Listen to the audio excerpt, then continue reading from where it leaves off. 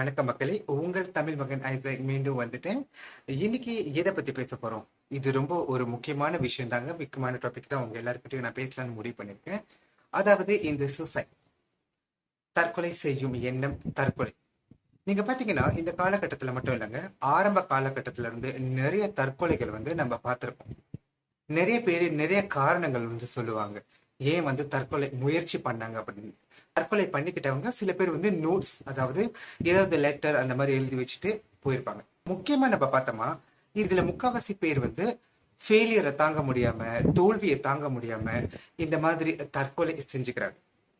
நமக்குள்ள, நம்ம மத்தியில, நம்ம ஃப்ரெண்ட், நம்ம குடும்பத்துல உள்ளவங்க அவ்வளவே நம்மளுக்கு இந்த மாதிரி ஒரு சிம்டம்ஸ் இருக்கான்னு உங்களுக்கு தெரியுமா? நீங்க என்னைக்காச்சும் ஒரு நாளைக்கு இந்த மாதிரி ஒரு சிம்டம்ஸ் நமக்குள்ள இருக்குன்னு உணர்ந்திருக்கீங்களா? இல்ல உங்க கூட உள்ளவங்களுக்கு இந்த மாதிரி ஒரு சிம்டம்ஸ், சூசைடல் தாட்ஸ் இருக்குன்னு நீங்க கண்டுபிடிச்சிருக்கீங்களா? பிறக்கிறதும் சரி, இறக்குறதும் சரி நம்ம கையில இல்லைன்னு சொல்லுவாங்க. இந்த தற்கொலை செஞ்சுக்கிறவங்க தனக்கு தானாவே முடிவு எடுத்துக்கிறாங்க. சில பேர் நீங்க பாத்தீங்கன்னா ரொம்ப ஈஸியா தூக்குல தொங்குறதும், மருந்து குடிச்சிட்டு இறக்குறதும், கையை அறுத்துக்கிறதும். நம்ம ஒரு காய்கறி நறுக்கும் போதே கையை அறுத்துக்கிட்டோமா அந்த வலியை நம்மளால தாங்க முடியாது. நினைச்சு பாருங்க, நரம்பு அறுத்துட்டு ரத்தம் சொட்ட சொட்ட எத்தனை பேர் இறந்து போயிருக்காங்க.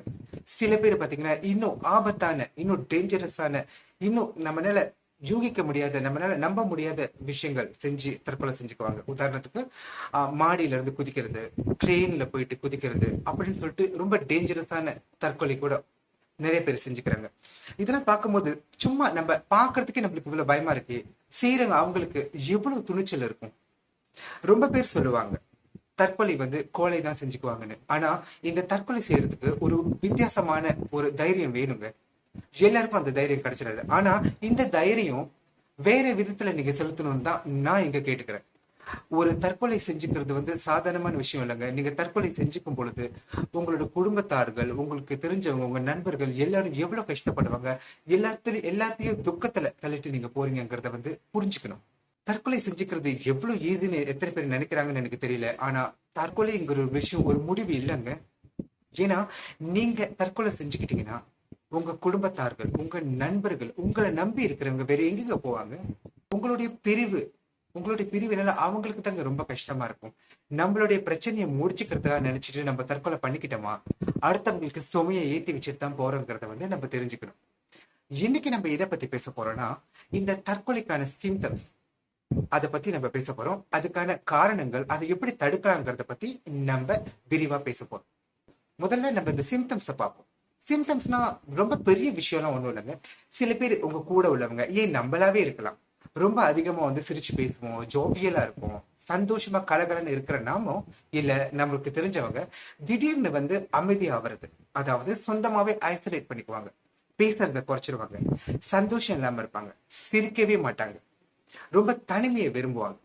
அது மட்டும் இல்ல, சில பேர் நீங்க பாத்தீங்கன்னா ரொம்ப சோகமான ஸ்டேட்டஸ் போடுவாங்க அவங்களுடைய சோசியல் மீடியா சைட்ல. இதை சில பேர் அட்டென்ஷன் சீக்கிங் நினைச்சுக்குவாங்க. தயவு செஞ்சுங்க அந்த மாதிரி நினைக்காதீங்க. ஒருத்தர் இந்த மாதிரி ஒரு போஸ்ட போடுறாங்கன்னா, அதாவது வழக்கமா சந்தோஷமா உள்ளவங்க இந்த மாதிரி ஒரு போஸ்ட போடுறாங்களா, கண்டிப்பா இதுக்கு பின்னாடி ஒரு விஷயம் இருக்குங்கிறத கூட இருக்கிற நம்ம புரிஞ்சுக்கணும். நம்மள சில பேர் என்ன நினைப்போம்னா, இவங்க அட்டென்ஷன் சீக்கிங் பண்றாங்க, சிம்பத்தி கிரியேட் பண்றாங்க அப்படின்னு நினைப்போம். உங்களுக்கு தெரிஞ்ச உங்களுடைய நண்பர் அந்த மாதிரி போடும்போது நீங்க எப்படி அட்டென்ஷன் சீக்கிங், சிம்பத்தி கிரியேட் நினைக்கிறீங்க? நீங்க அவங்களுக்கு டைரக்டா மெசேஜ் பண்ணி இல்ல கால் பண்ணியோ அவங்க சரியா இருக்காங்களா, எல்லாம் சரியா போகுதான்னு கேட்டுக்கலாமே. அடுத்தது நீங்க பாத்தீங்கன்னா சில பேர் நான் ஏன் பிறந்தேங்கிற மாதிரி அடிக்கடி சொல்லிக்கிட்டே இருப்பாங்க. என்னோட பிறப்பு வேஸ்ட், நான் பிறந்திருக்க கூடாது, நான் பிறக்காம இருக்கலாம், ஏன் இந்த மாதிரி வாழ்க்கை எனக்கு இந்த மாதிரி வந்துச்சு அப்படின்னு சொல்லிட்டு ரொம்ப புலம்புவாங்க. இது கூட ஒரு சிம்டம்ஸ் தாங்க. அது மட்டும் இல்லைங்க, சில பேர் நீங்க பாத்தீங்கன்னா அடிக்கடி குட் பை சொல்லுவாங்க. இது என்னோட லாஸ்ட் மெசேஜ், நான் அடுத்து உங்களை பார்க்க போறேன்னா தெரியல, இனிமே எப்ப பார்க்க போறோம்னு தெரியல, அதனால நான் ஏதாவது பண்ணிருந்தா மன்னிச்சிருங்க அப்படின்னு ஃப்ரீக்வெண்டா சொல்லுவாங்க. அவங்க ஆள் மனசுல ஏதோ ஒரு பாதிப்பு இருக்குங்கிறது தாங்க இதுக்கு அர்த்தம். இந்த சூசைடல் தாட்ஸ் எதுக்கு வருதுன்னா, ரொம்ப பேர் பயப்படுறாங்க. அதாவது ஃபெயிலியர் கண்டு பயப்படுறாங்க.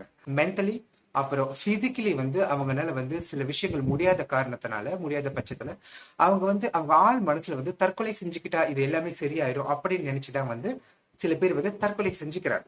சில பேர் பாத்தீங்கன்னா நீங்க அவங்க எல்லாருக்கும் சுமையாயிட்டாங்க, இந்த பூமிக்கு சுமையாயிட்டாங்க, குடும்பத்துக்கு சுமையாயிட்டாங்க, ஃப்ரெண்ட்ஸ் மத்தியில ரொம்ப சுமையா இருக்காங்க அப்படின்னு சொல்லிட்டு ரிப்பீட் பண்ணிக்கிட்டே இருப்பாங்க. அடுத்தது பாத்தீங்கன்னா அவங்களுடைய attitudeலயே சேஞ்ச் வரும், அவங்களுடைய பிஹேவியர்ல சேஞ்ச் வரும். சில பேர் வந்து ஆல்கோஹால் எடுக்காதவங்களா இருப்பாங்க, திடீர்னு பாத்தீங்கன்னா வந்து அவங்க ஆல்கோஹால் கன்சியூம் பண்ண ஆரம்பிச்சிருவாங்க. அப்புறம் தேவையில்லாத நிறைய விஷயங்களை, தேவையில்லாத நிறைய ஆக்டிவிட்டிஸ்ல வந்து அவங்க மைண்டை வந்து டைவர்ட் பண்ணுவாங்க, நெகட்டிவான விஷயங்களை பேசுவாங்க, நெகட்டிவான விஷயங்களை செய்வாங்க.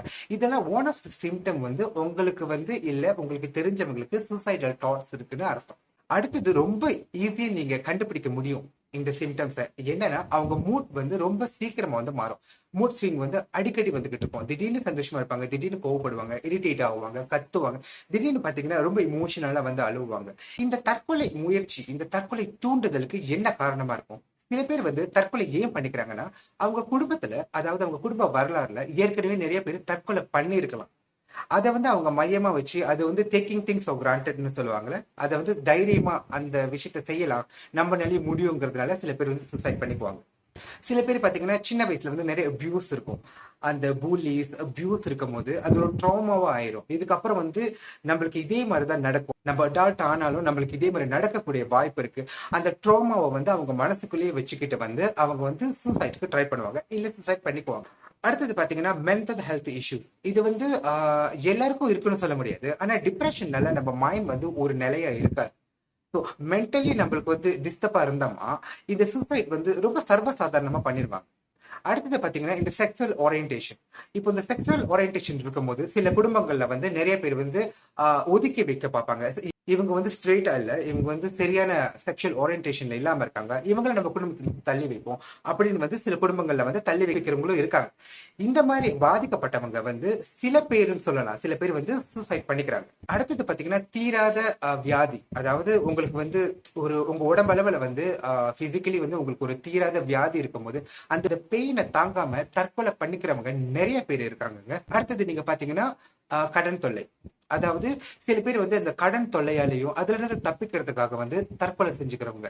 ஆனா நீங்க பாத்தீங்கன்னா இந்த காலகட்டத்துல என்ன கேட்டீங்கன்னா காதல் தோல்வி, குடும்ப பிரச்சனை, அப்புறம் வந்து பண பிரச்சனைனால்தான் மோஸ்ட்லி நிறைய பேர் வந்து இந்த தற்கொலையை வந்து முடிவுன்னு தேடிட்டு போறாங்க. நம்ம வந்து இது வரைக்கும் காரண காரியங்கள் எதனால நடக்குது, தற்கொலை எதனால வருது, அதை பத்தி நம்ம பேசணும். இது எப்படி ப்ரிவென்ட் பண்ண முடியும், அதை பத்தி நம்ம பேசலாம்.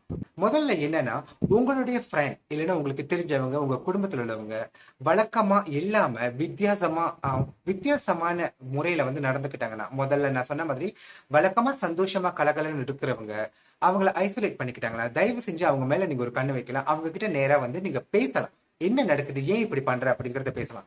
உதாரணத்துக்கு நீங்க பாத்தீங்கன்னா இப்ப இந்த சோசியல் மீடியால வந்து நிறைய பேர் சோகமான விஷயங்கள் வந்து அப்லோட் பண்றாங்க.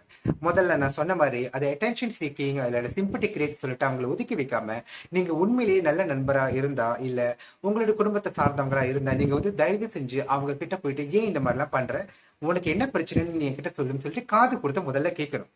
யாரையும் வந்து கொண்டைம் பண்ணக்கூடாது, அவங்க பிரச்சனை வந்து நம்மளுக்கு தெரியாதுங்க. நம்ம வந்து சொல்லலாம் பி பாசிட்டிவா இரு, ஸ்ட்ராங்கா இருக்குன்னு வார்த்தையால சொல்ல முடியும், அது வந்து கண்டிப்பா எல்லாருனாலையும் வந்து நம்மளுக்கு அட்வைஸ் பண்ண முடியும். ஆனா அந்த சூழ்நிலையில இருக்கிறவங்களை வந்து முதல்ல வந்து நம்ம காது கொடுத்து கேட்கணும். நம்ம வந்து ப்ராப்ளம் சால்வர் இல்ல, நம்மனால அவங்க பிரச்சனையை தீர்க்க முடியாட்டியும் முதல்ல வந்து நம்ம காது கொடுத்து கேட்கணும். இங்க எத்தனை பேர் காது கொடுத்து அடுத்தவங்க பிரச்சனையை கேட்கறதுக்கு தயாரா இருக்கும்? எல்லாருக்குமே வந்து வேலை இருக்கு, பிஸியா இருக்கு அப்படின்னு சொல்லிட்டு நம்ம ஒதுங்க போறதுனால நம்ம எத்தனை உறவுகளை இழந்துகிட்டே போயிட்டு இருப்போம்னு உங்களுக்கு தெரியுமா? இதுவே உங்க குடும்பத்துல, உங்க வீட்டுல இந்த மாதிரி ஒருத்தர் வந்து பாதிக்கப்பட்டிருந்தாங்கன்னா, இந்த மாதிரி வித்தியாசமான நடந்துக்கிட்டாங்கன்னா, சூசைட் பண்ணிக்க கூடிய சில பொருட்களை வந்து கண்ணுக்கு தெரியற மாதிரி வீட்டுல தயவு செஞ்சு வைக்காதீங்க. அடுத்தது நீங்க பாத்தீங்கன்னா ஒருவேளை வந்து அவங்க தனியா இருக்கலாம், தூரமா இருக்கலாம், உங்களை விட்டு தூரமா இருக்கலாம், உங்க ஃப்ரெண்ட்ஸோ இல்ல உங்க சொந்தக்காரங்களோ உங்க குடும்பத்தினரோ தூரமா இருந்தாங்கன்னா அடிக்கடி ஃப்ரீக்வெண்ட்லி வந்து அவங்க கிட்ட பேச முயற்சி பண்ணுங்க. 24 ஹவர்ஸ் பேச சொல்லுங்க. அட்லீஸ்ட் ஒரு லைக் மார்னிங்கோ இல்ல ஈவினிங் ஒரு மெசேஜ் போட்டுட்டு அவங்க வந்து சரியா இருக்காங்களா, அவங்க நல்லா இருக்காங்களாங்கிறத வந்து தெரிஞ்சுக்காங்க. ரொம்ப கொண்டைம் பண்ணாதீங்க, ரொம்ப அதிகாரம் பண்ணாதீங்க. இவங்களை வந்து அவங்க போக்கிலேயே விட்டுதான் நம்ம பிடிக்க முடியும். ஏன்னா இந்த மனசு வந்து எப்போ எந்த முடிவு எடுக்குதுன்னு நம்ம தெரியாது. இந்த தற்கொலைங்கிற எண்ணம் வந்து ஃபிராக்ஷன் ஆஃப் செகண்ட்ல வந்து நம்ம எடுத்துறோம். ஆனா பாதிப்பு வந்து அந்த தற்கொலை செஞ்சவங்களுக்கு மட்டும் இல்லைங்க, அவங்கள சுத்தி இருக்கிற எல்லாருக்கும் பெரிய பாதிப்பை தான் உண்டாக்கும். எல்லாருக்கும் தவிர்க்க முடியாத தீர்க்க முடியாத பிரச்சனைகள் வந்து எந்த நிமிஷமும் இருந்துகிட்டே தாங்க இருக்கும். காலையில எழுந்திரிச்சாதாங்க வாழ்க்கை நிச்சயம். நேத்துள்ள வாழ்க்கை அது வரலாறு, இன்னைக்குள்ள வாழ்க்கை நம்மளுக்கு சொந்தமானது. நாளைக்கு கடவுளுடைய பரிசு.